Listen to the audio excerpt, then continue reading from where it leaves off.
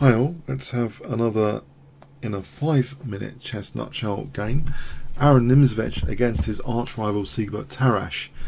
So these guys were rivals at a cafe. I think their rivalry started at a cafe and it became like philosophical really, and it reflected in their chess. d4 from Nimzowitsch. We have d5, knight f3, c5. So black is aiming for good piece activity with this Tarrasch system. Knight f6, bishop d3. It's kind of symmetrical at the moment, the pawn structure, and in fact the pieces are virtually symmetrical as well. Now there's a bit of a difference, but black is even potentially fianchettoing to get like identical placed pieces nearly. Rook c1, queen e7. Now we have c takes, and black is getting these hanging pawns potentially.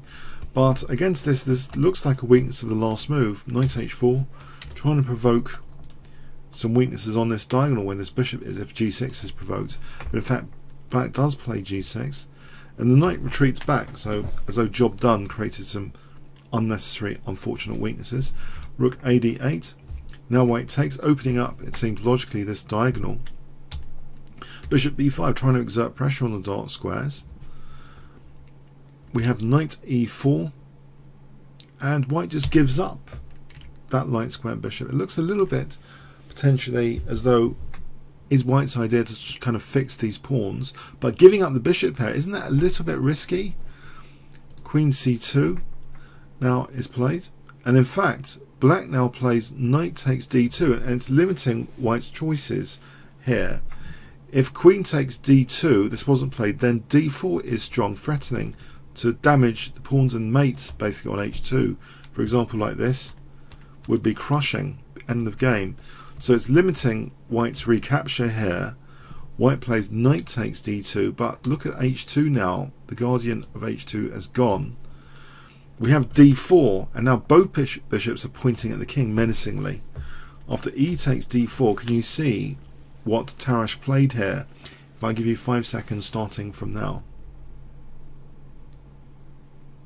Okay, bishop takes h2 check, queen h4 check, and now what's the point? 5 seconds.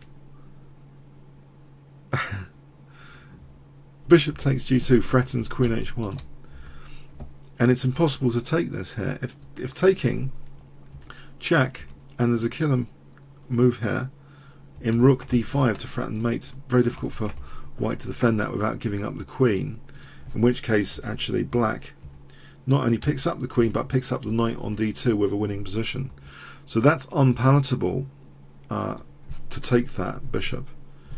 We have f3 instead, giving the king a flight square against queen h1. Now a very clever move, rook fe8, which maintains the possibility also in some lines of rook d5.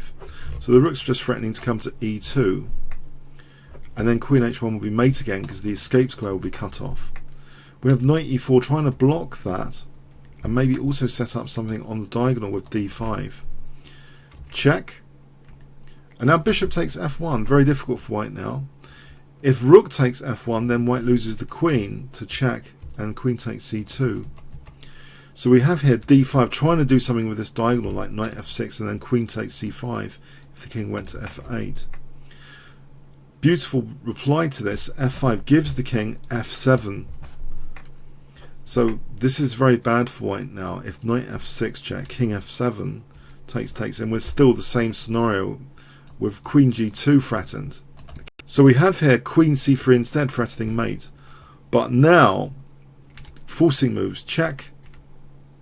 Rook takes e4 check, and here there's actually a forced mate that was missed.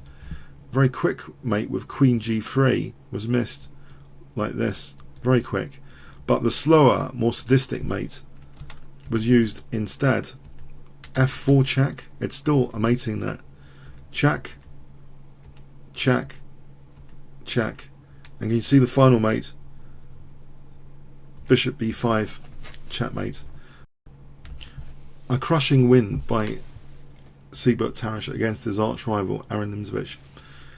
Comments, questions, likes appreciated. Thanks very much.